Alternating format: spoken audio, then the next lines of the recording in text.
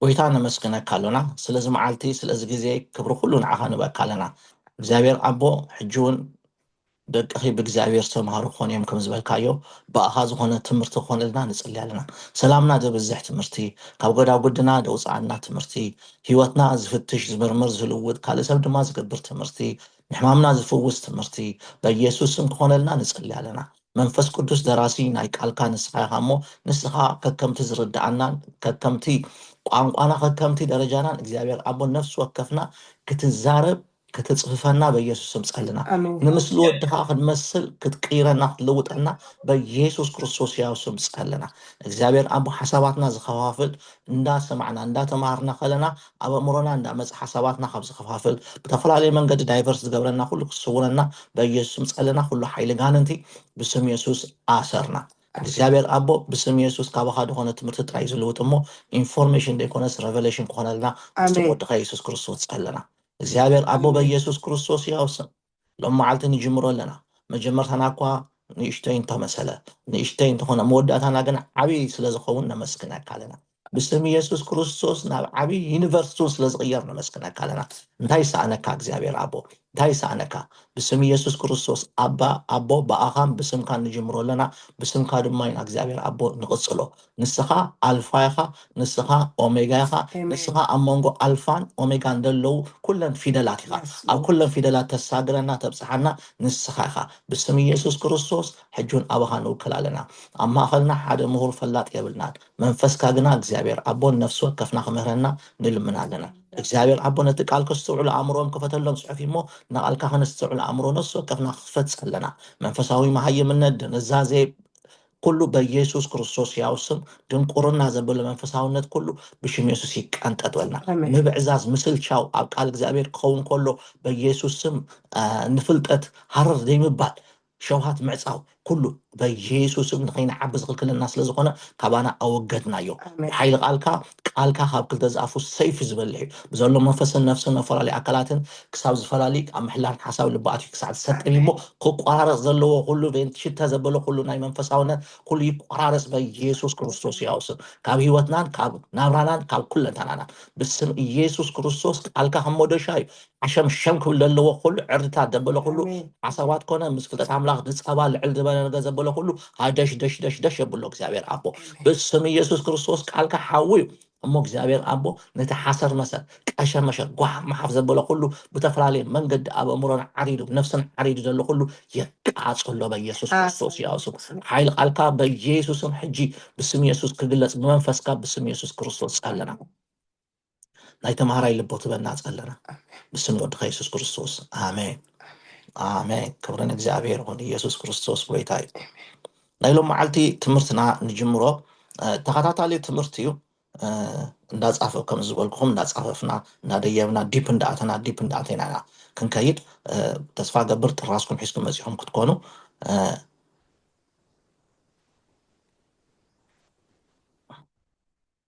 ያ ክብርን ኣምላኽ ይሁን ሎም መዓልቲ ንሪኦ ትምህርቲ ይረኣየኩም ኣሎ እዚ ፓወርፖይንት ይረኣየኩም ኣሎ ብርኻት እወር ኣሎ እሺ ቴንክ ዩ በቃ ሎም መዓልቲ ንሪኦ ምድሓን ዝብል እዩ ምድሓን ምናልባት ገሊኹም ዋ ኣንታ እንታይ ደኣ እሞ ሓድሽ ትምህርቲ ምድሓን ድዮም ክምህሩና ዝኩሉ ኣድቨርቲ ገይሮም ገለ ትብሉ ትኾኑ ኢኹም በጃኹም ዓቕሊ ግበሩ ናይ ብሓቂ እግዚኣብሔር ንእሽተይ ነገር ዋላ ትኹን ኣብታ ዘላትኩም ፍልጠሲ ንእሽተይ ዋላ ንእሽተይ ሓንቲ ንጣብ ዋላ ትኹን ሓንቲ በሰር ዋላ ትኹን ክውስኸልኩም ስለ ዝኾነ ዓቕሊ ጌርኩም ተማሃሪኹም ክብርን እግዚኣብሔር ይኹን ምናልባት እውን ንካልኦት ሰባት እውን ንኽትምህሩ እግዚኣብሔር የሰልጥነኩም ህሉ እዩ ክብርን ኣምላኽ ምድሓን ዝብል ቃል እግዚኣብሔር ኣብ ግሪክ እቲ ቃሉ ኣብ ግሪክ ሱዞ እዩ ዝብል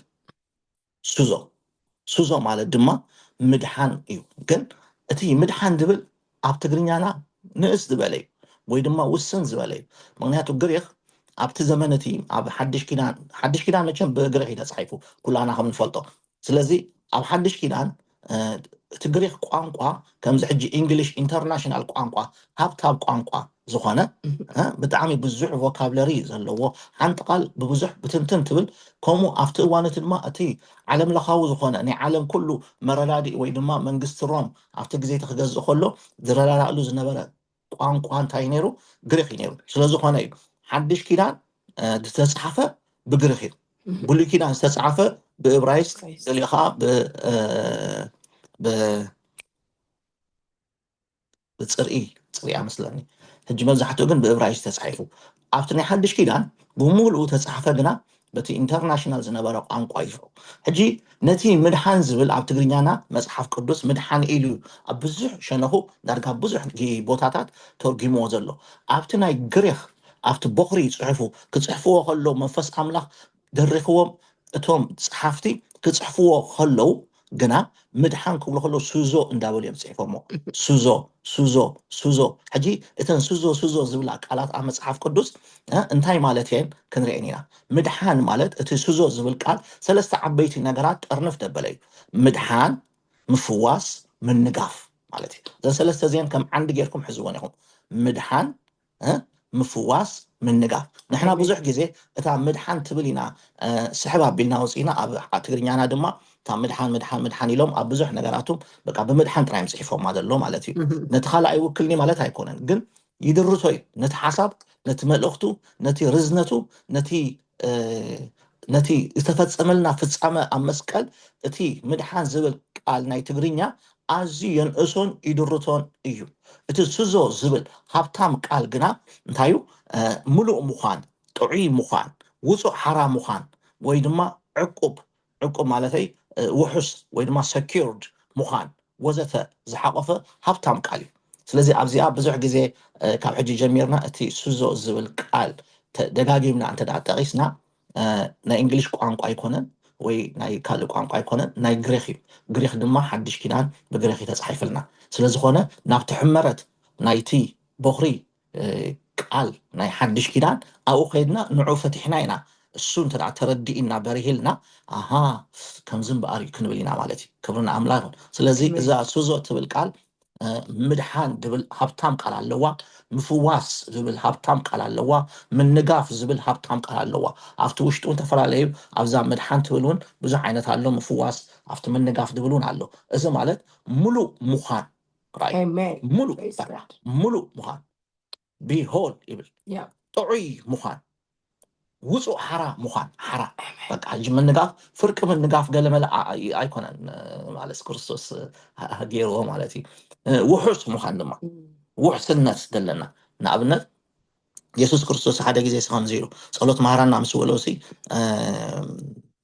ካብ ክፉእ ኣድሕነና ምራ ፈተና ይተእትወና ኢልኩም ጸልዩ። ቅድሚ ሕጂ ተማሂርና ነርና ብዙሕ ግዜ እውን ተዛሪብናሉ ነርና ኢና እታ ኣቦና ኣብ ሰማይ ትነብር ክንሽምድላል ይኮናስ እተን ፕሪንስፕላት ኣብኡ ተፃሒፈን ዘለዋ ነፍሲ ወከፈን ክንፅልየን ኢና ተዋሂበናና። ስለዚ ሓንቲ ካብታ ውሕስነት ውሑስ ሰኪርድ ክትከውን ካብ ፈተና ክትወፅእ ካብ ፈተናን ካብ መከራን ክድሕን ኣቐዲምካ ትፅልዮ ጸሎት እዩ። ክብሪ ንእግዚኣብሔር ይኹን። ምክንያቱ ኢየሱስ ክርስቶስ ቅድሚ 2000 ዓመት ሱዞ ገይረልካ እዩ፣ ኣድሒንና እዩ፣ ኣናጊፍና እዩ፣ ፈዊስና እዩ። ክብሪ ንኣምላኽ ይኹን። ሃሌሉያ። ብድሕሪኡ ጎይታና ኢየሱስ ክርስቶስ እዛ ሱዞ ትበሃል ቃል ሕጂ ማዕረኽና ረዛን ምዃና ኣብዚኣ ትበርሃልና ካብ 7 ነገራት ከድሕነና ኣብ መስቀል መይቱን ኣብ ሳልሳይ መዓልቱ ድማ ተንስዩ። ካብ ክንደይ? ካብ 7 ነገራት። ሕጂ ኣብዚኣ ደላታ ሚስጥር እታ ሚስጥር እንታይ መሲልኩም? ብዙሕ ግዜ ምድሓን ድብል ኣብ መፅሓፍ ቅዱስ ከነንብብ ከለና ካብ ሓጢኣትና ምድሓን ትብል ጥራይና ቀልጢፍና ኣብ እምሮና ቅጅል ትብል ከምኡ እዮም ምሂሮምና ከምኡ ኢና ተሰቢኽና ካብ ሓጢኣት ካብ ገሃነም እሳት ክድሕን ጎይታ ተቐበል ኢና ተባሂልና። ሕጂ ተዘሪታ በቃ ገና ቅድሚ ጎይታ ምቕባልናስ ጎይታ ክንቅበል ክነግሩና ክምስክሩልና ከለውሲ ሕጂ ካብ ሓጢኣትካ ተናዚዝካሲ ክድሕን ኢኻ ካብ ገሃነም እሳት ክድሕን ኢኻ ጎይታ ተቐበል ኢሎም ካብታ ካብ ሓጢኣት ሕድገት ወይ ድማ ገሃነም እሳት ከይተኣቱ ካብ ትብል ካብታ ዳግም ልደት ተውህብ ካብ ሓንቲ ሲንግል ያሳ ሓንቲ ካብ ዘ7 እታ ሓንቲ እያ ንዓ ጥራዮም ሰቢኾምና ማለት እዩ። እትስዞ ዝብል ቃል ግና ወይ ድማ እቲ ክርስቶስ ኢየሱስ ኣብ መስቀል ቀራንዮ ሂወቱ ክሕልፍ ከሎ ኣብ መስቀል ደሞ ከፍስስ ከሎሲ ካብ ገሃነመ እሳት ናይ ዘለዓለም ሂወት ክንረክብ ጥራይ ኢሉ ኣይኮነን ከምኡ ተዝኸውን ነይሩ ነፍሱ ወከፍና ጎይታ መምስ ተቀበልና ምንጥል ኣቢሉ መወሰደና ጥራይ ምተረፈት እዛ ምድሪ እዚኣ ጎይታ ተቀበለት ዘኣማነ ጥራይ ምተረፈት በቃ ዘኣማነ ንዖንካ መን እዩ ክምስክረሎም ኩላና ተኸይና ማለት እዩ ምክንያቱ እቲ ዕላማ እሱ ይኮነን እሱ ጥራይ ኣይኮነን ሳለኹም ዶ ስለዚ እታ ስዞ ትብል ሕመረት ቃል ናይ ምድሓን ዝብል ከምቲ ትምህርቲ ምድሓን ክንመሃር ከለና እቶም ተምሃርና ማለት እዩ በቃ ካብ ሓጢኣትካ ምእንቲኻ መይቱ ኢየሱስ ክርስቶስ ኣብ ሳልሳይ መዓልቲ ተንስኡ ትብል ሓንቲ ፍንጫል ናይታ ግናኸ መሰረታዊ ድኾነት ናይ ዘለዓለም ሂወት ክትህበና ትኽእል ወንጌል እሳ ጥራይ ተነጊረና ስዞ ግን ምልኣት ዘለዎ 7 ነገራት ዝሓዘ ቃል ሃብታም ቃል እዩ ኢየሱስ ክርስቶስ ድማ ኣብ መስቀል ቀራንዮ ብመከራ ዝተሓምሸሸ ኣብ ኢሳያስ 53 ከምኡ ኮይኑ ይብለና ብመከራ ሓምሸሸ ይብለና ተሓምሽሽ በቃ ብመከራ ከምቲ ናብ መቕስታት ክርከብ ገንሸል ኣፉ ኣይከፈተን ይብለና በቃ ስለዚ ናይ ዘለዓለም ሂወት ምእንቲ ክንረክብ ጥራይ ኣይኮነን ኢየሱስ ክርስቶስ ኣብ መስቀል ቀራንዮ መት ካብ ምንታይ ዳይ ካብ 7 ነገራት ከድሕነና እዩ እዚ 7 እንታይ እዩ ንዝብል ብተኸታታሊ ትምህርቲ ክንመሃሮ ከለና ሓደ ብሓደ ክንርኢና ከም ፈቃድ ኣምላኽ ክብርና ኣምላኽ ይኹን ክብርና ኣምላኽ ይኹን ስዞ ዝብል ቃል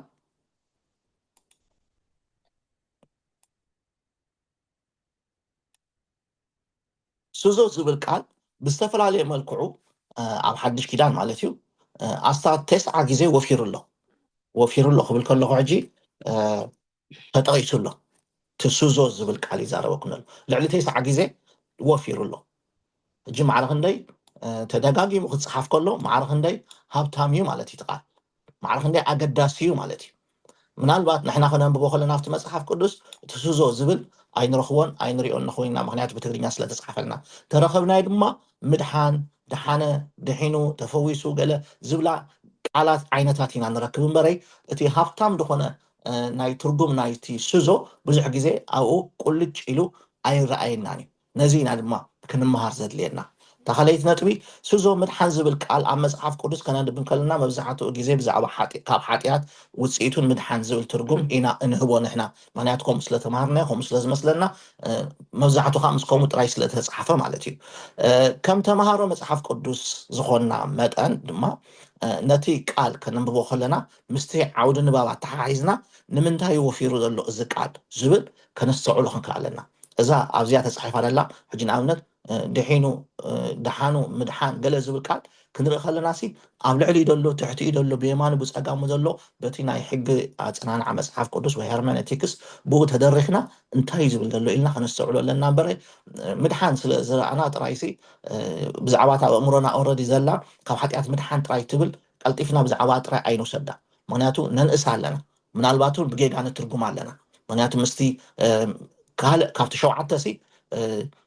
ንሕና ተቐዳመይቲ እያ ቀልጢፋ ኣብ ኣእምሮና ትመፀና ምናልባት መበል 6 መበል 4 ክትከውን ትኽእል እያ ስለዚ እቲ መፅሓፍ ቅዱስ ከነንብቦ ከለና ፅቡቅ ጌርና ክንስተውዕሎ ኣለና ምክንያቱ ቃል ኣምላኽ ብትክክል ብዝፈለጥናዮም ብዝተረዳእናን መጠን እዩ ኣብ ሂወትና ዝግለፅ ትክክል እንተ ተረዲእና እቲ መልእኽቲ ወይ ድማ እቲ ቃል እግዚኣብሔር ብመጠን እቲ ዝፈለጥናዮ ብኡ መጠን ምርዳእና ይሰፍሕ ብመጠን ዝተረዳእናዮ ድማ ብኡ መጠን ኣብ ሂወትና ይግለፅ ማለት እዩ ተስፋ ፅውዑን ሃብቲ ርስኹሩን ምስ ቅዱሳኑ እንታይ ምዃኑ ክትፈልጡ ኢሉ ሕጂ ፍልጠት ኣብዚ ምስ ኣለኹም ዶ ብመንፈስ ምዕባይ መንፈስና ኣብዚ ደሎ ትፍልጠት ድማ ኣብዚ ደሎ ሕጂ ከም እንታይ ጌርኩም ሕዝቦ መሲልኩም መንፈስና ኣብዚ ደሎ እቲ መንፈስና ብልሳን ቀፃለ ክንፅልኽ ኣለና መንፈስና እንታይ ቢልድ እንዳኾነ ኸይድ እንዳተሃንፀ እንዳዓበየ መፅእ ነፍስና ግና ብፍልጠት እግዚኣብሔር እንዳተሓደሰት እንዳፈለጠት እንዳተረድአት ትመፅእ እዚ ኣእምሮና እዚ ፍልጠት እንተዳ ከምቲ ዝግባእ እንተዳ ወይ ትክክለኛ ዝኾነ ፍልጠት ተዘይብልና ወላ 1000 ግዜ ብሉ መዓልቲ ክትፅሊ ወዓል ከምዚ ኮካ ኣሎምሽ ጋዝ ኣለዎ ኮካ ምሽ እቲ ጋዝ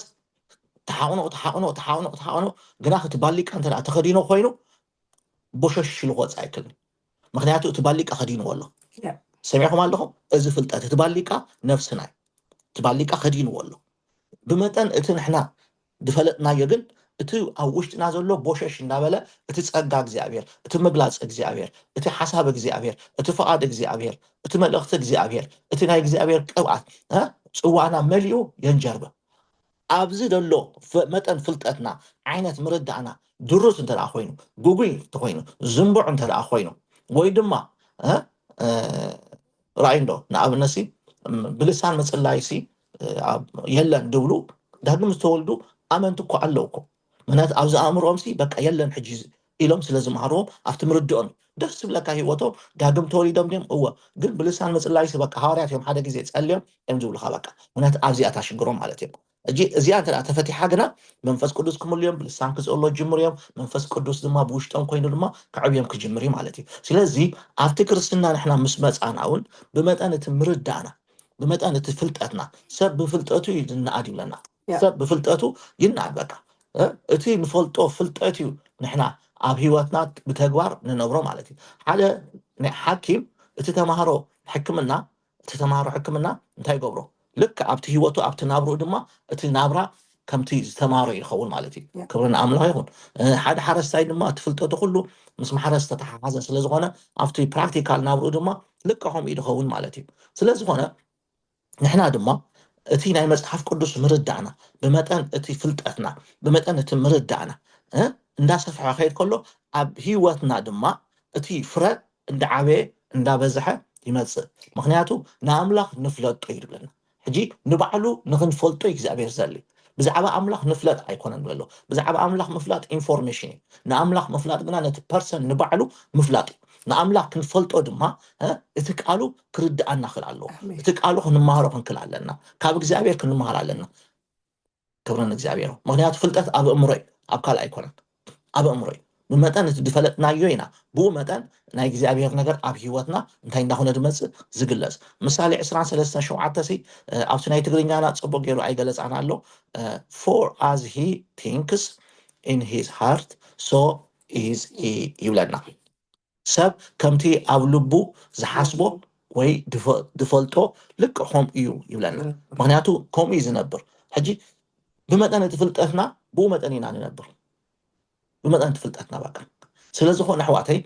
ንምፍላጥ ቃል እግዚአብሔር ክርስቲያናት ካብ ኮና እቲ ናይ መንገዲ ክርስትና ትጉዕዞ ክርስትና ቀሊል ኣይኮነን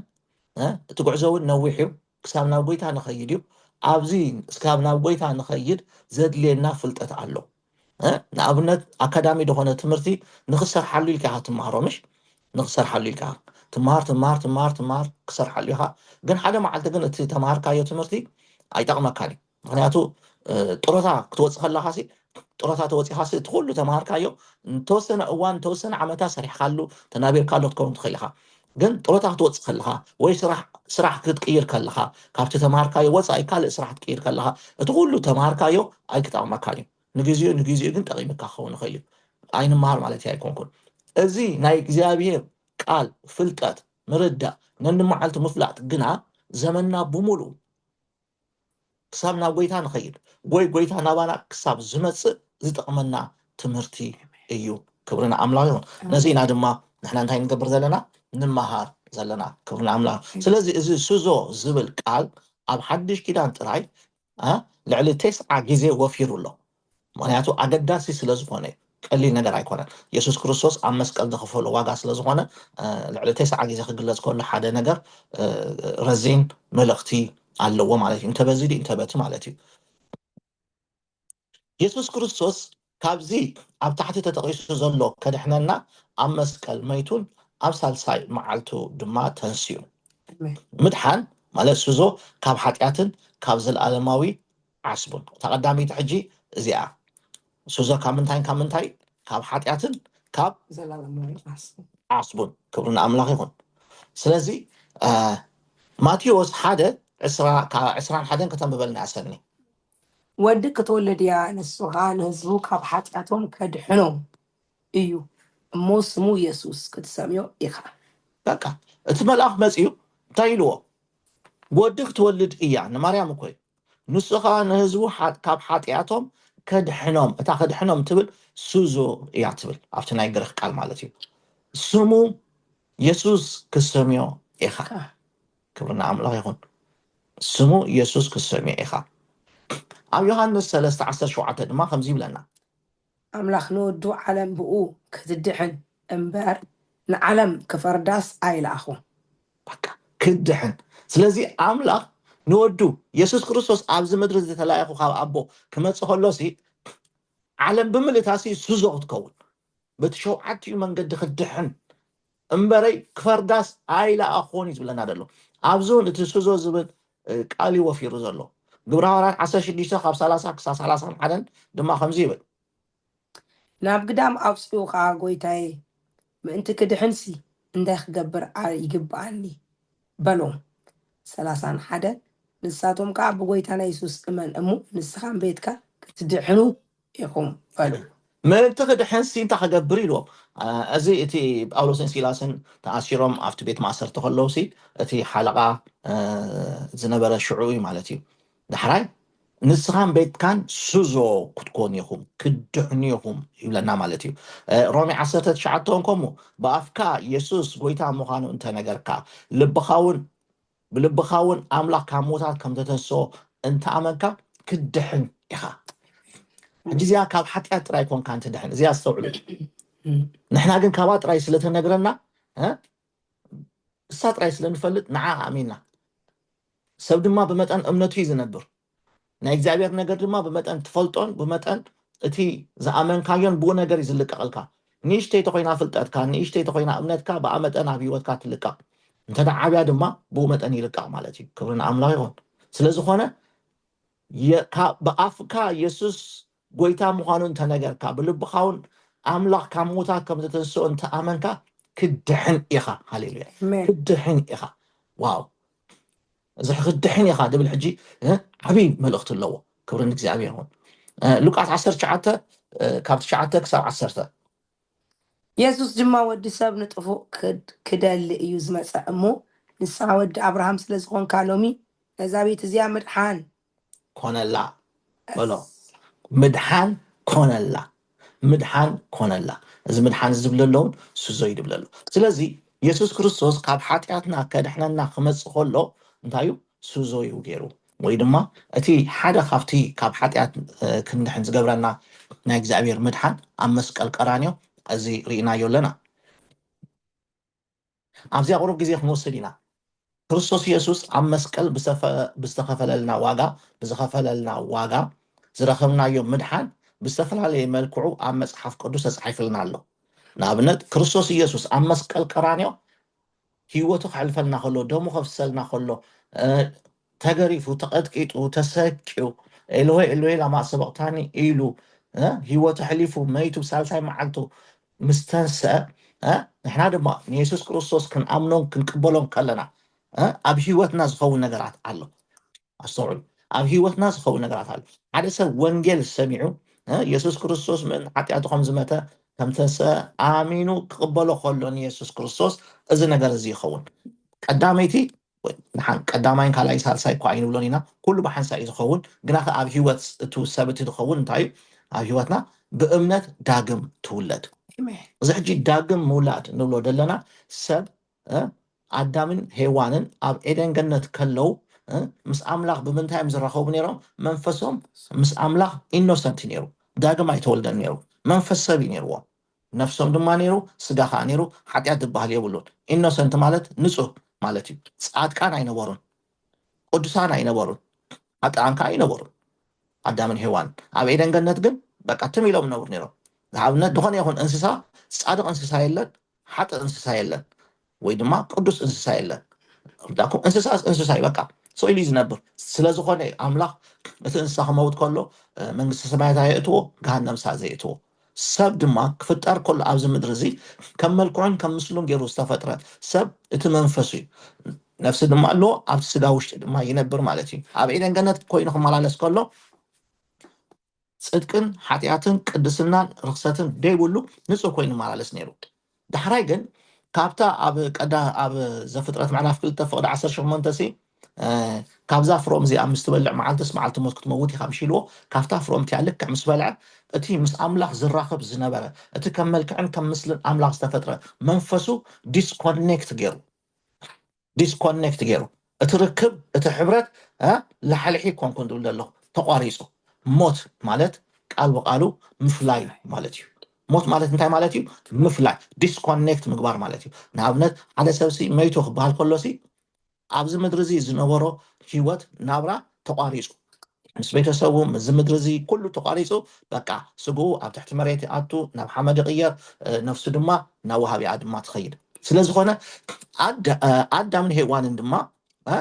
እቲ መንፈሶም ኣብቲ ስግኦም ውሽጢ ከሎ መይቱ ዲስኮኔክት ኮይኑ ማለት እዩ ስለዚ ሰብ ንጎይታ ኢየሱስ ክርስቶስ ከም ናይ ግል መድሓኒ ክቕበል ከሎ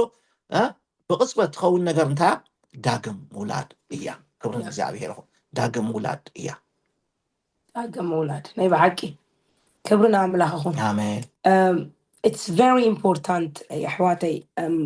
ኣብ ክርስትና ኣብ ቸርች እዚ ፅቡቅ ገይሩ መብዛሕትኡ ግዜ ክበርሓልና ስላይትሊ ንእሽተይ ሕጂ ናብ ወንጌል ክንከይድ ኢና ብእምነት ዳግም ትውለድ መጽሓፍ ቅዱስ በቲ ቀዳማይ ኣዳምሲ ሞት ናብዛ ምድሪ እዚኣ መፀ ይብለና ኣብ ሮሜ በቲ ካልኣይ ኣዳም ድማ ሂወት ኮነላ ይብል እና ብዙሕ እስቲ ካብ ማእኸልና ኣብ ቤት ኣምላኽ ዓበይ ወለደይ ክርስቲያን ነይሮም ካብ ህፃንነተይ ጀሚረ ቤት ኣምላኽ ከይድ ነይረ መዓስ ጎይታ ከም ተቐበልኩ ግን ኣይፈልጥን ዝብል ብዙሕ ሰብ እዩ ዘሎ ስኢሉ ግን ቤት ኣምላኽ ስለዝፈቱ ጸሎት ስለዝፈቱ ካብ ወፃኢ ዓለም ስለዘይፈልጥ ብዙሕ ዝመላለስ ሰብ ኣሎ ግና we have to make sure that ንጎይታ ኢየሱስ ክርስቶስ ከም ናይ ግሊ መድሓኒና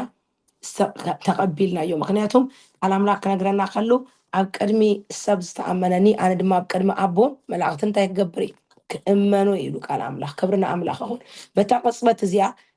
ኒቆዲሞስን ኢሎ ሰብ ዳግም ተዘይትወልድ ከመይ ገይሩ ኮንፊውዝ ኮይኑ ከመይ ገይሩ ሰብ ናብ ማፀና ድዩ ከም ዝልክዕ ሕጂ ክንመሃሩ ፀናሕና እቲ መንፈሱ ናይ ሰብ መንነት ሰለስተ ነገር ዘለዎ እዩ መንፈስ ኣሎ ነፍሲ ኣሎ ስጋ ኣሎ ኣዳምን ሔዋንን እግዚአብሔር ክቀፅዖም ከሎ ካብቲ ኤደን ጋርደን ክወፁ ከለው ክፈላለዩ ከለው ኣይሞቱን ብስጋ ቀፂሎም እዮም ወሊዶም እዮም ከማ ቀፂሎም እዮም በቃ ግና እቲ መንፈሶም ግና ምስ እግዚአብሔር ዝነበሮም ሕብረት መንፈስካ እግዚአብሔር መንፈስ እቶም ዘምልኽዎ ኩሎም ድማ ብሓቅን መንፈስን ከምልኽዎ ይግባእ ይብል ቃል ኣምላኽ እቲ መንፈሶም እንታይ ኮኑ ዲስኮኔክት ወይ that's why ኣብዚ ኒቆዲሞስ ክነግሮ ከሎ ሰብ ዳግም ተዘይተወሊዱ ከመይ ገይሩ በቃ ዓብዩ ሰብ ማፀን ኣድዩ ከኣቱ ዲስ ነው ከምኡ ዘይኮነ ክርስቶስ ኢየሱስ መምፅኡን ኣብ መስቀል ሞቱ ድሕሪ ሰለስተ መዓልቲ ምትስኡን ነዚ በቃ ንስሓ ነዚ ሂወት ንርእሱ ኮፍ ከሓሊፉ ክብር ብኡ ድማ እንታይ ዳግም ሂወት ክኾነሉ እዩ ዝነግሮ ነይሩ ስለዚ ክብርና ኣምላኽ ይኹን ክርስትና ሂወት ስኢልና በቃ ተለማሚድናዮ ዝኸድናዮ ሰባት እንድሕር ኣሊና ኣብ ማእኸልና ብሩኻት ንየሱስ ክርስቶስ ዳግም ክትውለዱ ክትቅበልዎ ኣለኩም that is the key point እቲ ቋንቋ ክትላመዱ ትኽእል ኢኻ እቲ ኣካይዳ ክትላመዱ ትኽእል ኢኻ እቲ ጸሎት ክትላመዱ ትኽእል ኢኻ እቲ ሂወት ግና በቃ ንክርስቶስ ኢየሱስ ከም ናይ ግሊ መድሓኒኻ ጌርካ ብምቕባል ጥራይ መንፈስካ ከም ብሓድሽ እንታይ ዝኸውን ዳግም ዝውለድ ኢየሱስ ክርስቶስ ጎይታ እዩ ስለዚ ነዚኣ ኩሉ ነፍሲ ሰብ ወከፍና ቅድሚ ናብ ካልእ ትምህርትታት ቅድሚ ጃምፕ ምግባርና we have to make sure ብርግፅ ኣይኖ መብዛሕትና ኣገልገልቲና መብዛሕትና ኣብ ቤት ኣምላኽ ኢና ግና ገገለ እንድሕር ኣልዩ ግና ነዚ ነገር እዚ ብግልና ጎይታ ኢየሱስ ክርስቶስ ኣነ ሓጢ ካብ ኩሉ በደለይ ሓጢአተይ ድማ ኣዳማዊ በደለይ ድማ ናባኻ ሪፔንት ገብር ኣለኹ ንስሓ ኣለኹ ንዓኻ ድማ ከም ናይ ግሊ መድሓኒ ገይረ ድማ ቅበለካ ኣለኹ ኢልና ኣብ ሂወትና ኣክሰፕት ክንገብሮ ክንክእል ኣለና ብኡ ቅፅበታዊ ሕጂ ክንመሃሩ ዘለና ልክዕ እዚኣ ምስ ገበርና ብቅፅበት ኣብ ሂወትና ዝመፅእ ዝካየድ ሱዞ ማለት ሓደ ዓይነት ጥራይ ዘይኮነ ምድሓን ዲፈረንት ዓይነት እቲ ዝተፈራረቀ ናይ እግዚአብሔር ምድሓን ኣብ ሂወትና ይካሄድ ማለት እዩ ክብር ንእግዚአብሔር ይኹን እዚኣ ተዘይኮይና ግና ንሓደ ነገር ሓደ ፓኬጅ መፂካ ንኣብነት ሲ ፅቡቅ ፓኬጅ መፂኩም ኣሎ ተሓንጢኹም ኣለኹም ሰዲድናልኩም ኣብ ገዛኹም ብኣድራሻኹም ዋው ሰዲዶምልና እንታይ ይኸውን ኢልኩም ሃረር ኢልኩም በቃ ትፅበዩ ቀኒኹም ኣለኹም እንታይ ከም ዝኾነ ክትፈልጥዎ ብዙሕ ነገራት ክህልው ይኽእል ኣብቲ ቦክስ እንታይ ከም ዝኾነ ክትፈልጥዎ ሲ ክትከፍትዎ ኣለኩም ዳት እቲ እስንዑ ምኽፋት ማለት the first step of salvation ويكا بناي إن كريستوس يسوس كم ناي قل مدحني خير كعبه وات كم تاو مالتي كبرنا أملاخ أخون the greatest of all يسوس كريستوس كويتاي نخبرنا أملاخ آمين يا بزح جزء من الوقت استوعبنا نخون من الوقت ونستوعبنا نخون بزحات سبات عبيت أملاخ كوينهم داقم دي تولد سبات أهلو آمين نقرأكم الله أقل قلتون تخون اللو من الوقت تتعباب يوم ولدهم كريستيانات كوينهم دعبي وم كخونو كل يوم وي عبيت أملاخ ندعبي دموز كخونو كل يوم تقال أملاخ فلطوهم كما هاي ما نتحيزهم وي عابي من الوقت هون كنت انقاذ لنا دقناون كم خيكونوا داقم دي تولد قلعو نعب هين هلو تمر سنبت نوصدو من دينا تركي مالالو سنديم أو نديم عابيهم كندا جزي خمزي اندابلنا أتميقنا يوم دينا كنبلون خلينا سلازخونا we have to make sure داقم توليدهم ديم أي تولدن وناتو داقم زي تولد سب بفتصو منقص أملاح أيرياني كماين كم منفسن داقم زي تولد يوحنس معرف سلسهم زي كونن دولون نقيد مسود منقص أملاح أي كأتوني كونن يلو أي كرياني موسى نكنان أي أتوان جن رئيوال إذا جن أي كرياني خماني بزحات جزء ثم نبغيت داقم تولد مسيوم هيوتهم زي الوقت بقى حنساب عالم حنساب قله دي الوقت عينا سوات من الوقت إذا سوات زين بتخكل داقم تولدهم دي ما يتولدون أو لابراتوري كاتول له شيك قبور له قال يوم دما زي حزوا أب أرثوذكس كوينا كنيشا كوينا أب كاثوليك كوينا داقم كله دي يخوليا معناته بكريستوس يسوس كم نقل مدحنيهم أمينهم ما يمدلو بمؤمن بكريستوس يسوس دركب مدحان إيو تداقم لدتي زاروكم دلو إذا بزح قاعد أمات هاللون دي إذا أجن أو وشت أمجنا مالتهم كوينو تقبلهم ما زم سوات زيهم حكي كالفنت أتى اليومي كعبي كل وقت يليم سلازي كنت أنقق زلنا أنا بحق داقم توليدا دي ولا سدس سلازم لني زمزامور إدمان على سلو إننا تشيك نقبر نكلالنا بزح جزء دك تبعتي ودك أنستيو ده اليوم بيت عملاح يمالالسو كمرعو ده اليوم كبلو ده اليوم داقم كم تولد خوينام بزح من تهلون إحنا خاهم مثلنا تندك أنستيو خاهم مثلنا مو تعرف أو حدار شجر مثل لك مستمرعو تنكس كيتب له خمس كيتب لي بق هيوتهم عيلوت عي قلة بق بزح شجر لا أتوا لازم سوازيم بتخكل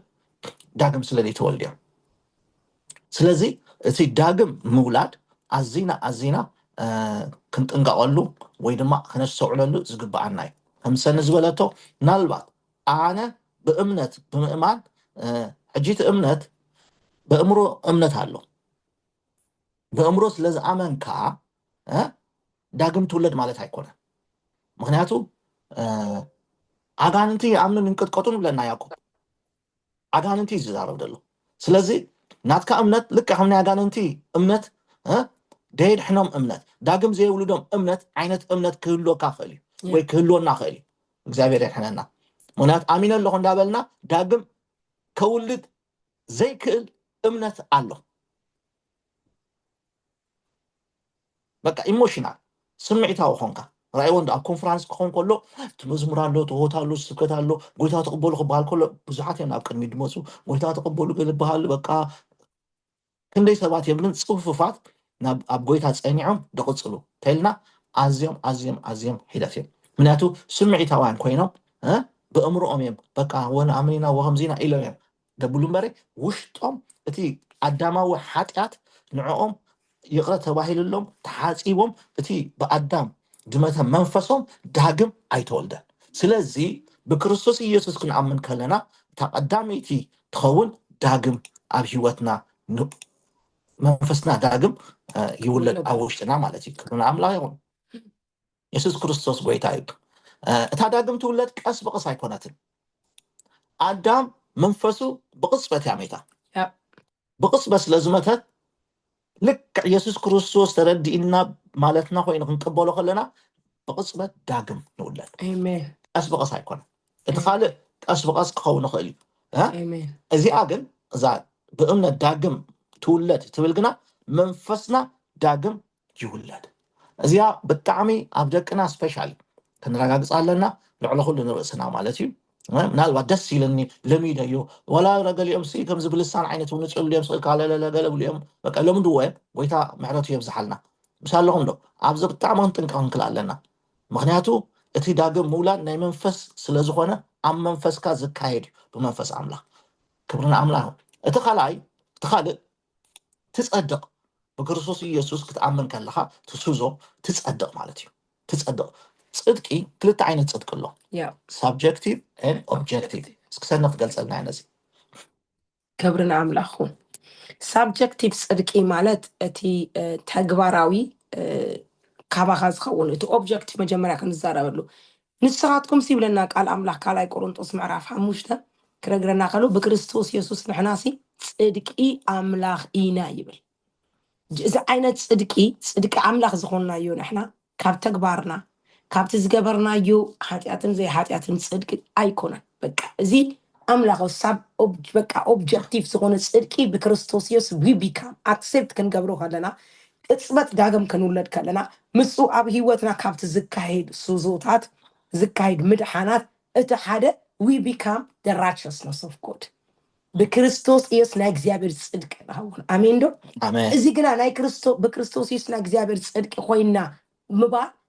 እዚ ካባና ዘይኮነ ካብ ክርስቶስ ተቀበልናዮ እዩ ነዚ ግና ሳብጀክቲቭ ኣብ ህይወትና ክንገብሮለና ሚንስ ከምቲ ተቀበልናዮ ክንመላለስ ክንክል ኣለና ታስዋይ ቃል ኣምላኽ ንሓርነትኩም ስንታይ ትግበርዎ ብለና በቃ ዶን ከቨር ጌርኩም ሲ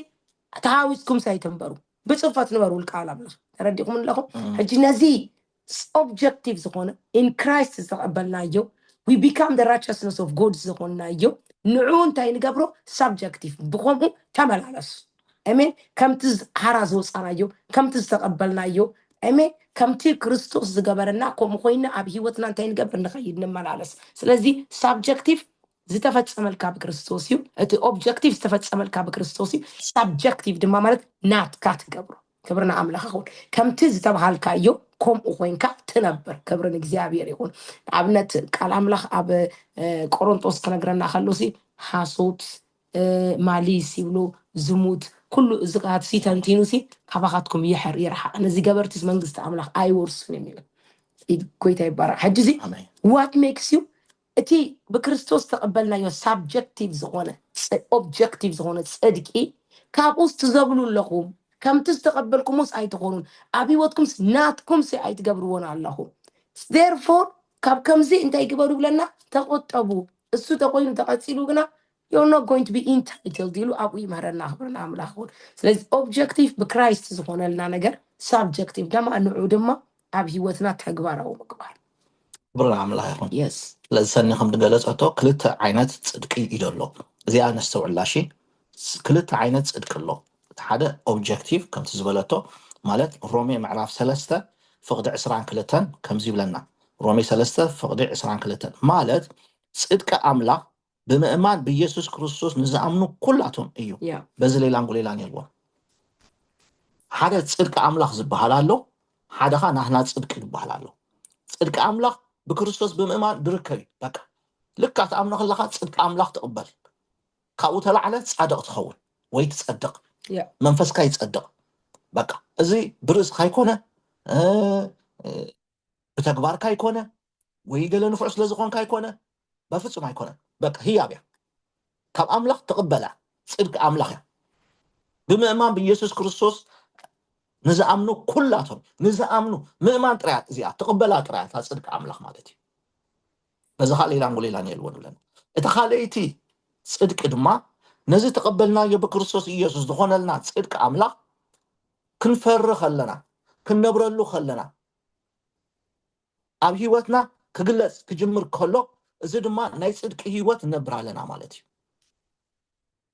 ሰለኹም ድሕዋተይ ስለዚ ንሕና ጸድቕና ኢና እሞ ናይ ጽድቅ ነገር ክንገብር ኣይግባአናኒ ኣይንበል እቲ ብክርስቶስ ዝረኸብናዮ ጽድቂ ህያብ እዩ እዋ ኣምላኽ ድማ እንታይ ይጽበየና እቲ ተዋህበና ጽድቂ ህያብ كفري كنفري كم خوينا خنبر إجزابير أمنا ورانا يصبي سلزخوني ፍርዲ ዘሎ ዓስቢ ዘሎ ምሳለኹም ኣሕዋተይ ኣብ ማቴዎስ 25 እኮ 3 ሰባት መክሊት ሂቦም እኮ እዩ ሓደ ሓቢኡ ወይ ተቐቢሉ ግን ሓቢዎ ቀቢሩ ወይ እቶም ክልተ ግን ኣሽሪፎም እዮም እዚ ፅድቂ ኣምላኽ ድማ ተቐቢልናዮ ዘለና ክንነብረሉ ከነሽርፎ ናይ ፅድቂ ሂወት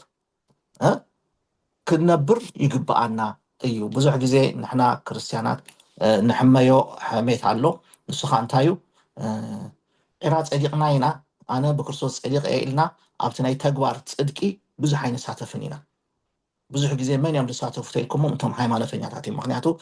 ምድሓኖም ኣብቲ ናይ ግብሪ ፅድቂ ተመርኮሰ ስለ ዝኾነ ማለት እዩ ንሕና ግን ክልትኡ ክህልወና ይግብኦ እዩ ክልትኡ ሓደ እቲ ብጎይታ ዝርከብ ብምእማን ዝርከብ ፅድቂ ኣምላኽ ካብኡ ዝተለዓለ ኢና ንዕኡ ኢና ንነብሮ ዳ እምበረይ ብርእስና ፋሕተርተር ኢልና ዓቕልና እንዳፀበበና ወይ ድማ ክንፀድቕ እታ ናይ ዘለኣለም ሂወት ምእንቲ ክንረክብ ኢልና ኣይኮናን ግን እዚኣ ፈላልይዎን ኢኹም እሽቅ ስለዚ ብእምነት ዳግም ትውለድ ትፀድቕ ድማ ልክዕ ጎይታ የሱስ ክርስቶስ ክትቅበሎ ከለካ ብፀጋ ትድሕን ካብ ገሃነም እሳት ትድሕን እቲ ፀጋ ኣብ ኤፌሶን ምዕራፍ 2 ብከምኡ ብፀጋ ይኹም ዝድሓንኩም ይሽልና ኣሎ ብከምኡ ብፀጋ እቲ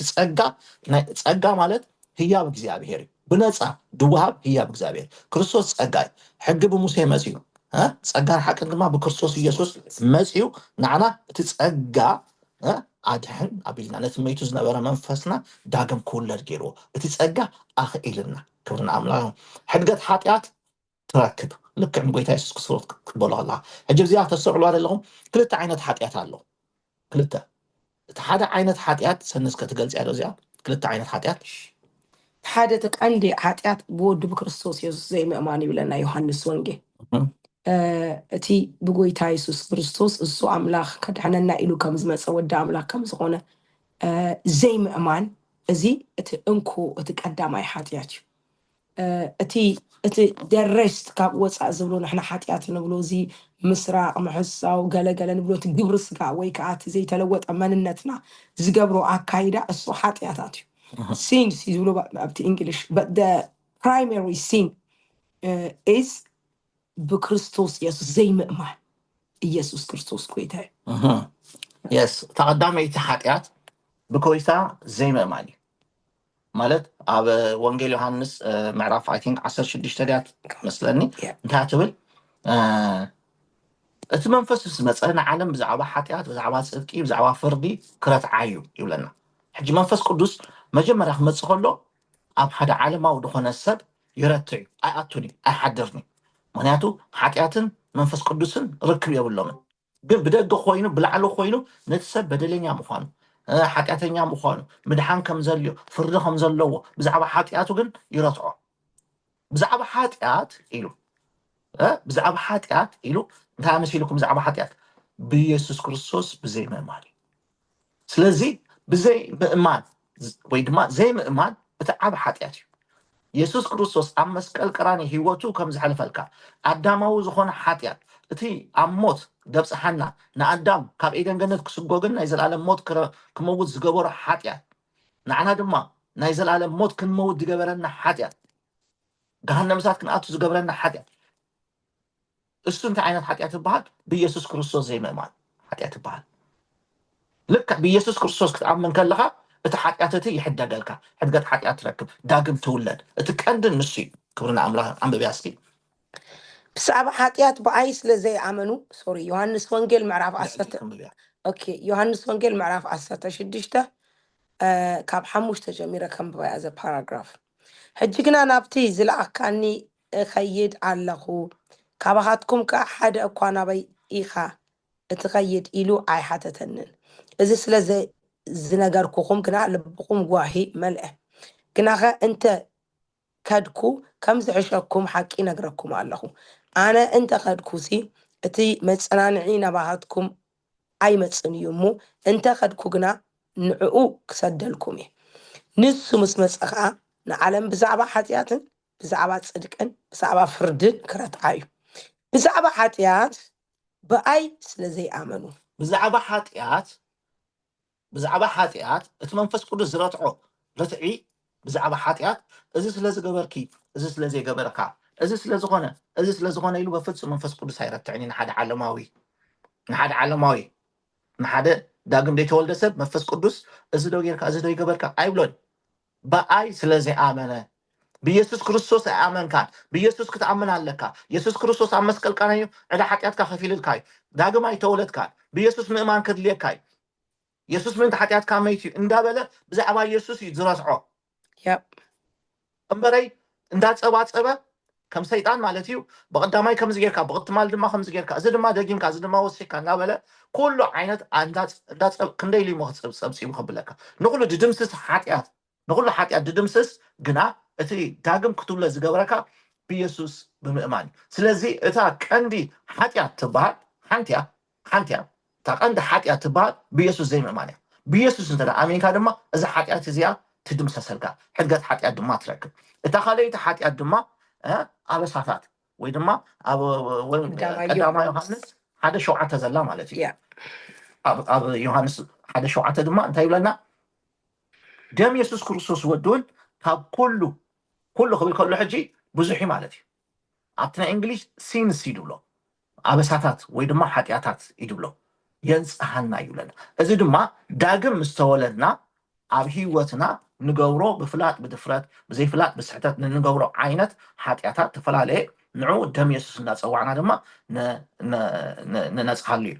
ተነብባዶ ቀዳማይ ዮሃንስ ምዕራፍ 1 ካብ ቁፅሪ 7 ከምቲ ንሱ ኣብ ብርሃን ዘሎ ኣብ ብርሃን እንተተመላለስና ግና ንዓድና ሕብረት ኣለና ደም ኢየሱስ ክርስቶስ ወድውን ካብ ኩሉ ሓጢኣት የንፅሓና እዩ ካብ ኩሉ ሓጢኣት ኩሉ ሕጂ እዚኣ ዓይነት ሓጢኣትን እታ ወንጌል ዮሃንስ ምዕራፍ 16 ዘላ ሓጢኣትን በበይነን እታ ወንጌል ዮሃንስ ዘላ መንፈስ ቅዱስ ነቲ ዓለማዊ ሰብ ክረትዖ ከሎ ብዛዕባ ሓጢኣት ብዛዕባ ፅድቂ ብዛዕባ ፍርዲ ክረትዖ ከሎ ብኢየሱስ ብዘይ ምእማኑ እያ እዚኣ ግን ምስ ኣመንካ ዳግም ምስ ተወለድካ ትገብሮ ኣብቲ ናይ መዓልታዊ ሂወትካ ብፍላጥ ብድፍረት ብዘይፍላጥ ብስሕተት ትገብሮ ዓይነት ሓጢኣት እያ እዛ ሕጂ ንዛረባ ዘለና ንሕና ድማ ሕጂ ክርስቶስ ኢየሱስ ኣብ መስቀል ብዘኸፈለልና ዋጋ ዝረኸብናዮ ምድሓን ብዝተፈላለዩ መልክዑን ኣብ መፅሓፍ ቅዱስ ተፃሒፍልና ኣሎ ኢልና ሕድገት ሓጢኣት ትረክብ ኢልና እዛ ሕድገት ሓጢኣት ዓይነይቲ ሓጢኣት እያ እታ ብክርስቶስ ኢየሱስ ብዘይ ምእማንና ዝነበረት ወይ ትመፅእ ሓጢኣት ብምእማንና ብክርስቶስ ኢየሱስ ሕድገት ንረክብ ዳግም ንውለድ የቕረ ይበሃለልና እቲ ኣዳም ሎስት ትገበራ ደጥፍኣ መዓልቲ ሞ ክትመውት ኢኻ ተባሂሉ ድመተላ ዲስኮኔክት ኮይኑ ዝነበረ ምስ ኣምላኽ ንሳ ሕድገት ሓጢኣት እቲ ሓጢኣት ብምሉእ እቲ ብዘይ ምእዛዙ ዝመፅእ ሓጢኣት ኣብ ሂወትና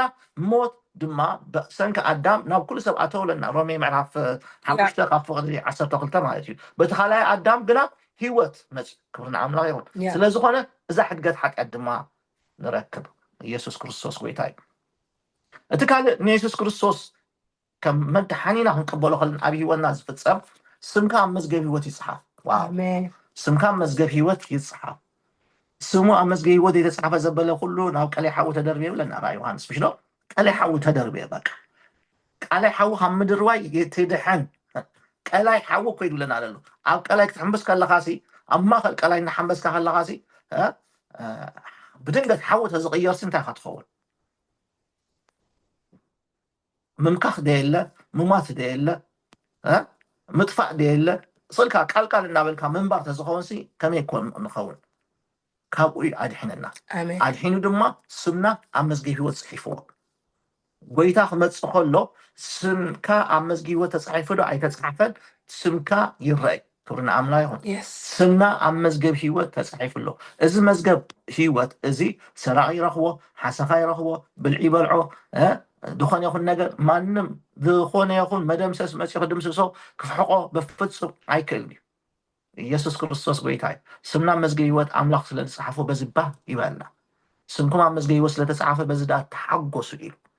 ኣጋንንቲ ስለተገዝኡልኩም ኣይኮነን ኣጋንንቲ ዳ ክገዛእ እዩ መሪ ኣጋንንቲ ዳ በቃ ነገራት ስለደሰለጠ ስለደይሰለጠ ኣይኮነን እቲ ቀንዲ ክሓጉሰና ዘለዎ ኣሕዋተይ ኣብ ክርስትና ሂወት በቃ ስምና መዝገብ ሂወት ስለተፃሓፈ إذا أمس القراني يسوع كريستوس خفلو واقع بهيوتنا بك سلة فتسنا بهيوتنا ما نم دما كابزا هيوت زي أدم خابز سمزي تمزجي ودلنا هيوت دما كف حقود خل ما نم أي كلوني يسوع كريستوس كويتاي قال يوحنس رأي معرف عسرا كسر عسرت حمشته سخونه يكون أما مصحف هيوت تصحيفه زي ترغبة نابتك على يحاول تدربه كبرنا እግዚአብሔር ይሁን እትካል ዕርቡን መንፈስ ቅዱስ ተሕተም ሃሌሉያ ዕርቡን መንፈስ ቅዱስ ተሕተም ዕርቡን መንፈስ ቅዱስ ማለት እኮ መንፈስ ቅዱስ መን እዩ ሓደ ናይ ስላሴ አካል እዩ ሓደ ናይ ስላሴ አካል እዩ ስለዝኾነ ልክዕ ዳግም ክትውለድ ከለኻ እቲ መንፈስ ቅዱስ መፅኡ ይሓትመካ ዋው አዳም ኣይተሓትመን ነይሩ አዳም ኢኖሰንት ነይሩ ኢለኩም ኢኖሰንት ወላ ሓንቲ ይነበሮ አምላኽ ኣብ ውሽጢ ይነበረ አምላኽ በቃ ይመጽእ የዛርቦ አብ ያለኻ ብሎ ኣብ ዘለኹ ብሎ ከመይ ውዒልካ ብሎ ገለ ይኸይድ ከምኡ ብሎ ሓደ መዓልቲ ከም ልማዱ አዳም አብ ያለኻ ኢልዎ ሲኖ ድምፅኻ ሰሚዐ ፈራኹ ኢልዎ ብደገ እዩ ነይሩ ትርክብ ብደገ እዩ ነይሩ ናይ ፈጣርን ናይ ፍጡርን እዩ ነይሩ ምስ ኣለኹም ዶ ኣብዚ ግን ዕርቡን መንፈስ ቅዱስ ንሕተም ንቕበል ኣብ ውሽጢና ዕርቡን መንፈስ ቅዱስ ኣሎ ኣነ መንፈስ ቅዱስ ኣብ ውሽጠይ ተሓቲመ እስክበሉ ክብረን እግዚአብሔር ይሁን አስተውዕሉ እንተዳ ኣብ ፓስፖርትኩም ቪዛ እንተዳ ተሓቲምልኩም ኮይኑ ብርግፅ ደው ደብለኩም የለን ናብቲ ክትከድዎ ትደልይዎ ናይቲ ቪዛ ተዋሃበኩም ዓዲ ምክንያቱ ኦልሬዲ እቲ መንግስቲ ኣፍቂድልኩም እዩ ኣምላኽ ድማ መንግስቱ ንክንኣቱ ውሉዱ ክንከውን ዕርቡን መንፈስ ቅዱስ ሓቲምና እዩ ስለዚ ንሕና ኖርማል ሰባት ኣይኮንናን ዕርቡ መንፈስ ቅዱስ ተሓተምና ሰባት ኢና ነዚ መንፈስ ቅዱስ ክነጉዮ ዘይብልና رن عمل عخون إفسون معرف حدا قصري 12 سقاب 13 زلو هنا قدم بكريستوس تصفاز جبرنا نوداسي كبرو من تخن كون نعبتي كله كم تمخرفو عدو بحسابو سقبر قدم تمدبنا نتي عدل رستي بورا خبنا ايو نسغاتكمون بو على حقي ناي مدحانكم وانجل مس سمعكم بقول مس آمنكم بناي تصفى منفس قدوس تحاتمكم ሃሌሉያ ተሓቲምና ኢና በቃ ማንም ክምንዝዓና ዝኽእል የልቦን ነዚ ማሕተም እዚ ክወስዶ ዝኽእል በፍጹም የልቦን ኢየሱስ ክርስቶስ ጎይታ እዩ ማንም ክፈልየና ዝኽእል የልቦን ማንም ሃሌሉያ ኣስተውዕሉ እግረ መንገደይ ከምፃ እዚኣ ሰብ ዳግም ክውለድ ከሎ እዚኣ ኣስተውዕሉላ መንፈስ ሰብን ትዳግም ዝውለደሎ ሰብን መንፈስ ሰብን እቲ መንፈስ ቅዱስን ሚንግል ድኸውን ይሓብር ሓደ ይኸውን ምሳለኹም ዶ ይዋሃሃድ ትኽክል ቃል ከም ማይን ከም ፀባን ድኾኑ ብሎ ይዋሃሃድ እቲ ዕርቡ መንፈስ ቅዱስ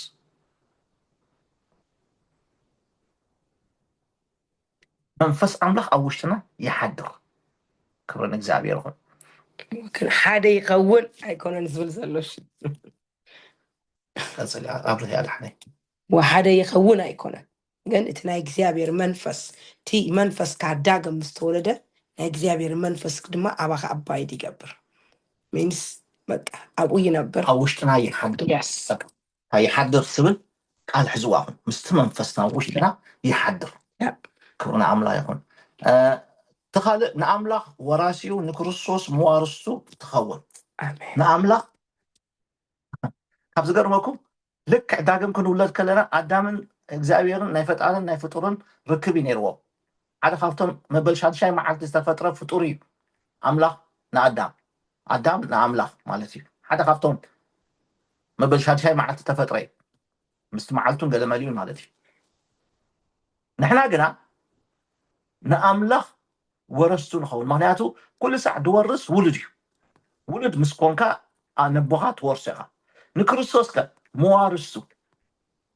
ክብርና ኣምላኽ እዚ ማለት ናይ ዘለኣለም ሂወት ረኺብና ምስኡ ንዘለኣለም ንነብር ክብርን እግዚኣብሔር ይኹን እቲ ካልእ መንግስትን ካህንን ሕሩይ ወለዶን ትኸውን መንግስትን ካህንን ክብርን እግዚኣብሔር ይኹን ኣምባሳደር ክርስቶስ ኣብዚ ምድሪ እዚ ኻ እቲ ድወሃበና ፖዚሽን እዩ ሓጥኣን ኢና ነርና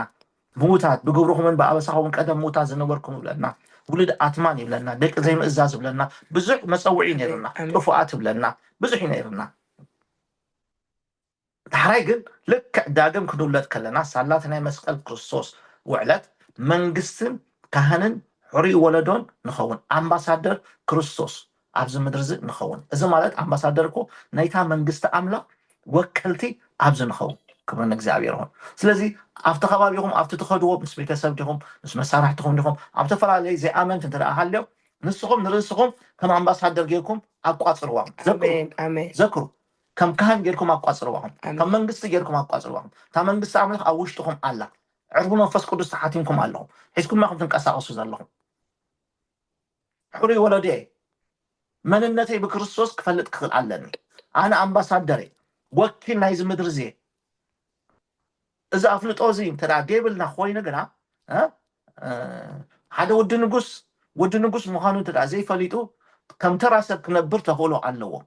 ترى سب كوينه نبرت هولو حنت هذا نسري انت إذا بحالا لو نسرسي مس كابنيشتو قاحو خلصي دحراي مس دورو تعبيمو بقى مس دورو تعبيمو خم دورو هيد نبر كل نجار نسري جن نسر مخاني فلتني نروس دريا دور هوي بقى قرب جف نعمل خير جلاجن بقى أبو أمروجن بقى دور هي يجيب بقى أفتح معناته تخبابي مان نحنا خا من النت بكريستوس يسوس كن فلت كن كل علنا منجستن كهنن حري ولدون نخون أمباسادرات كريستوس كوينا عاوز بدرز ما نجزء أي نفرح ونجل ننجا حوما ترينا نسأل الله تدفوس إجزاء إتا منجست أوشنا جن فانكشن تكبر إتا أمباسادرناتنا نجلس نتجيجا نبل صدق نبل صدق فتخا عمص أصلاخا እግዚአብሔር አምላክ ሓለፋ ብጽድካ ቀብአካ ጽሕፊ መሊሽ ነና ንቕባእ እቲ ናይ መንግስቲ ወይ እቲ ናይ ክህንነት እቲ ናይ ሕሮይ ወለዶነት እቲ ናይ ኣምባሳደርነት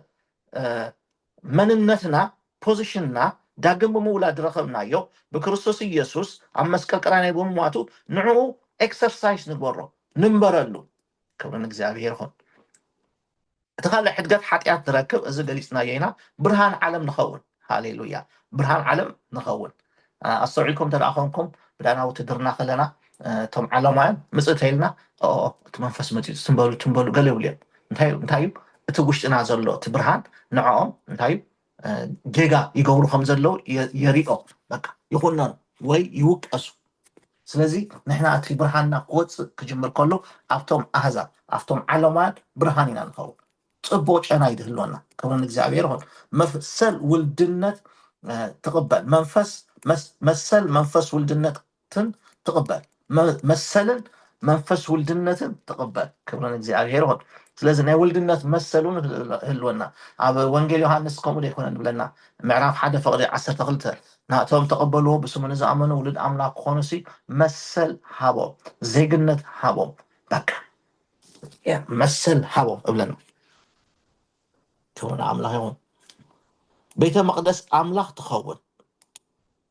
قد محجي بولي كدان يرو بيت المقدس عمنا خنيرو تهنصاي نيرو تتاود دم افتوشت نيرو منفس املاح دم افتوشت تتاود افت قدسه قدساني نيرو ثلاثه سفرايد له اصد قدسه قدسان مالتي منفس املاح دم اوشتنا يحضرمو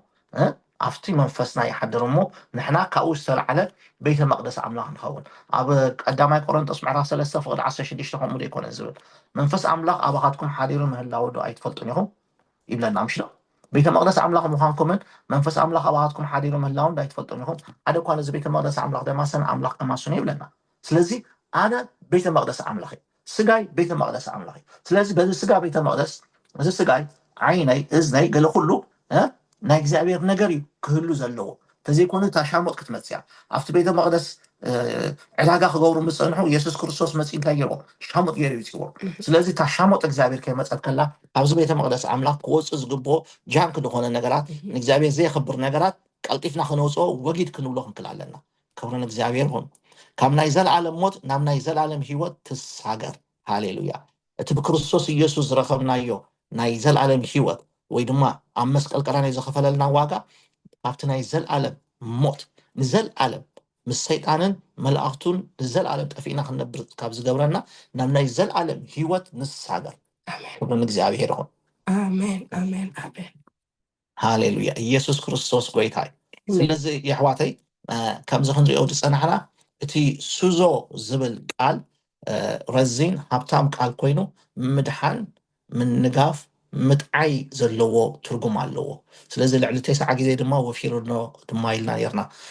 እቲ ሱዞ ዝብል ቃል እቲ ሓደ ካብቲ ኣብ ሂወትና ክርስቶስ ኢየሱስ ዝገበሮ እቲ ናይ ምድሓንናይ ወይ ድማ ካብ ሓጢኣት ካብቲ ኣዳማዊ ሓጢኣት ምድሓንናይ እሱ ምስ ደሓንና ዳግም ዝተወለድና ድማ ኣብ ሂወትና እንታይ እንታይ ለውጢ ይመፅእ ድማ ክንሪኦ ፀኒሕና ክብሪ ንእግዚኣብሔር ይኹን አሜን ኢየሱስ ክርስቶስ ጎይታ እዩ አሜን ክብሪ ንኣምላኽ ይኹን እግዚኣብሔር ናይ ቃሉ ብርሃን ይስደደልና አሜን ምድሓንና ንባዕሉስ ከምዚ ክንመሃር ከለና ሕጂ ሞር ኣነስ ክግረም ፀኒሐ እቲ ካለ ነገር ቢግ ሬቨሌሽን ጥራይ ዘይኮነ እቲ ምድሓንና ሲ ኣመስጊንካሉ ክትውዳእሉ ዘይትኽእል ነገር እዩ ክርስቶስ ብሓንሳብ ንዑ ምቕባልካ ጥራይሲ ኣብ ሂወትካ ዝኸውን ብዙሕ ነገራት ስማሽ ዳውን ዝገብሩ ዘምፅኡ ቼንጅ ናይ እግዚኣብሔር ክህልውናስ ኢስ ኢንክሬዲብል ብጣዕሚ ዘገርመካ እዩ ብቅፅበት ትድዕን ብቅፅበት ካብ ናይ ዘላለም ሂወት ካብ ናይ ዘላለም ጥፋት ናብ ናይ ዘላለም ሂወት ብቅፅበት ሽምካ ኣብ ናይ መዝገብ ሂወት ይፅሓፍ ብቅፅበት ዕርፉን መንፈስ ቅዱስ ትቕበል ብቅፅበት በቃ ናይ እግዚኣብሔር ቴምፕል ትኸውን ማሕደር መንፈስ ቅዱስ እሞ ክንደይ ኣብ ኦልድ ቴስታመንት ዝነበረ ብጣዕሚ ምድሓንና ናይ ብሓቂ ሞር ኤንድ ሞር እንዳረኣኻዮ ክትመፅእ ከለኻስ ኦልሞስት ኣብኡስ ኣብታ በታ ቅፅበት ጎይታ ክንቅበል ከለና ዝተፈፀመ ነገራት ኣይ ዶንት ቲንክ ሶ ኩሉ በሪሁልና ኣብ ሂወትና ተገሊፁ ይብል ኣነ ሞር ዳትስ ምድሓንኩም በቃ መርምሩ ዝብል ማለት ሞር እንዳተማሃርና ሞር አንደርስታንድ እንዳገበርናዮ ሞር ከቨር ዝኾነና ነገር ብርሃን እንዳረኸበ ኣዘ ሎጎስ ዘይኮነ ሬማ ማለት ቅልዕ ክብለልና አንደርስታንድ ክንገብሩ አንደርስታንድ ምግባርና ድማ ኣይ ብሊቭ ካብ ብዙሕ ነገራት ንቁጠብ ኢና ካብ ብዙሕ ተግባራዊ ዝኾነ ኣምላኽ ዘይክብር ነገራት ተቁጠብ ኢኻ ምክንያቱም ዩ ኖ ሁ ዩ ኣር መን ከም ዝኾነ ሓደ ሰብ ተፈሊጡ ድማ ኣበይ ከም ዝውዕልን እንታይ ከም ዝገብርን ድማ ብመሰረት እቲ ኖውሌጁ እዩ ዝኸውን ማለት እዩ ክብሪ ንኣምላኽ እውን እግዚኣብሔር ብርሃኑ ይልቀቃልና አሜን ብርሃኑ ይልቀቃልና አሜን አሜን ኣብ ኢሳያስ 53 እንታይ ይብለና እቲ ጻድቕ ባርያሲ ብፍልጠቱን ብዙሓት ከጸድቕ እዩ ይብለና ብፍልጠት ዝመጽእ ምድሓን ምንጋፍ ምጽዳቕ ኣሎ ክብሪ ንእግዚኣብሔር ይኹን ብፍልጠት ብርዲት ማለት እዩ ሓደ ግዜ እንታይ ዘኪረ ክዛረባ ከለኹ ናይ ሎሚ 20 ዓመት እዩ ኣብዛ ዓዲ 20 ገለን ዓመት ከማ ንኸውን እቲ ሽዑ ኢድካ ክትህብ ከለኻ ኣብዛ ዓዲ ማለት እዩ ክሳብ ወረቐትካ ድውድኡ ኢልካ ክቕበሉኻን ከይቀበሉኻን ፕሮሰስ ኣብ ሓደ ገዛ ተወሰኑ ሰባት እንዳገበሩ የንብርዎ ማለት እዩ ስለዚ ኣብ ሓደ ገዛ ሓበሻ ነይሮም ኣብኡ ነብሩ ነይሮም ድሕሪ ደብዳቤ ይመፅእ እቲ ወዲ ኣይከፍቶን እዩ በቃ ድሕራይ ዋላ ተኸፈቶኻ ኣንቢቡ እውን ብዙሕ ኣይክእልን እዩ ስለዝኾነ ነዊሕ ኣዋርሕ ኣብኡ ክነብር ጀሚሩ ድሕሪ ክንደይ እታ ደብዳቤ ሓደ ሓው እንግሊሽ ዝኽእል ኣንቢቡሉ ትዝክርያ ዶ ክቐፅለ ኣይዘክርክያ ኣነ ዝክርያ ድሕሪ ክንደይ ምስ ኣንበበሉ እዋ ኣታ ስኻዳ ብዕለት ክንድዝም ድዮም ተቐቢሎም እንታይ ትገብር ኣለካ ምሳና ኢልዎ ሰቦ ተቐቢሎሞ ክነሱ እታ ደብዳቤ ፅቡቅ ገይሩ ስለዘይተረዳእ ከም ተቐበልዎ ስለዘይፈለጠ ምስቶም ዘይተቐበልዎም ኮይኑ ኣብኡ ሕጊግ እንዳበለ ምስኦም ይነብር ልክ እንተዳ ተቐቢሎምካ ድማ ኣብዛ ዓዲ እቲ መሰልካ ልውጥ እዩ ዝብል ናይ ስራሕ ፍቓድ ወሃበካ ክሰራሕ ትኽእል ኢኻ ገዛ ክትረክብ ክትመሃር ብዙሕ ረብሓታት ምስኡ ድመፅእ ኣሎ ማለት እዩ እንተዳ ዘይተቐቢሎምካ ግን ክሳብ ዝቕበሉኻ ድማ በቃ ትፅበየሉ እዩ በቃ ስለዝኾነ እዚ ተገይርልና ክነሱ ክርስቶስ ኢየሱስ ስዞ ዝገበሮ ኣብ መስቀል ቀራንዮ ስኣን ምፍላጥና ከም ክርስቲያናት ስቲል እቲ ረብሓ እቲ ምድሓን እቲ ስዞ ኣብ ሂወትና ከይስተማቐርናዮ ከይረኸብናዮ ንነብር ክርስቲያናት ብዙሓት ኢና ነዚ ኢና ብፍልጠት ክንጸድቕ ዘለና ብፍልጠት ብርዲት ክንዓቢ ዘለና ከምቲ ንፈልጦ ብመጠን ዝፈለጥናዮ ብመጠን ዝተረዳእናዮ ብመጠን ዝተገልጸልና ቃል እግዚኣብሔር ብኡ መጠን ድማ እቲ ናይ እግዚኣብሔር ነገር ኣብ ሂወትና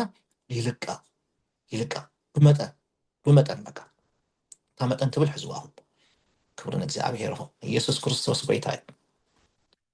ክብሪ ንእግዚኣብሔር ይኹን ሎም መዓልቲ ኣብዚ ክንውዲና ቅድሚኡ ግን ክንፅሊ ኢና እግዚኣብሔር ኣምላኽና ነመስግነካ ኣለና ክብሪ ኩሉ ንዓኻ ንህብ ኣለና ክትምህረና ስለ ፀናሕካ ተመስገን ብስም ኢየሱስ ክርስቶስ ምግላፅ የድልየና ኣሎ ጎይታ ምርዳእ የድልየና ኣሎ ጎይታ ምስማዕ ሰሚዕና የለና